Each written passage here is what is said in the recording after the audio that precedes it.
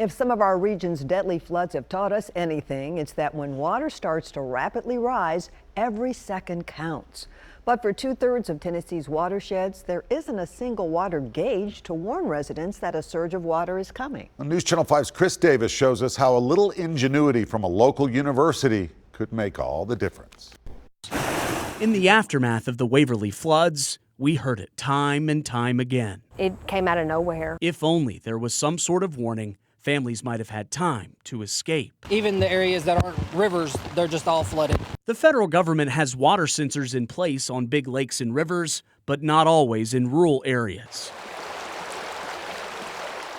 In part because of the cost. Standard United States Geological Survey gauge might cost about $25,000. But that gave Alfred Kalianipu an idea. Maybe I can build some smaller sensors that are low cost and affordable. So he teamed up with several of the engineering students at Tennessee Tech, and several years and trial and errors later, You see this small patch? That is the antenna. they came up with this. The sound wave hits it and comes back, and the return is what is converted to the distance. This simple $500 water sensor works just like the federal gauge. It sends real-time data to a website Kalianipu and his classes developed. They can actually see as the data is streaming in, you can see is the water level rising or it's falling. A resource the community of Waverly now has at its fingertips. A few months ago, the Tennessee Tech team installed 2 new gauges along Trace Creek. Tennessee Tech's goal is to put a sensor like this in every watershed in Tennessee.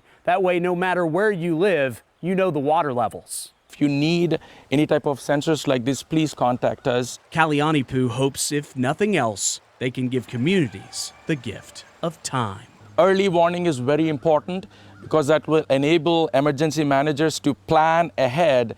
In Putnam County, Chris Davis, News Channel 5. Thank you, Chris. Watching this story, you may be wondering if a body of water near your house has a water gauge. Well, if you go to newschannel5.com right now, we have an interactive map of where the federal water gauges are and much more about Tennessee Tech's program.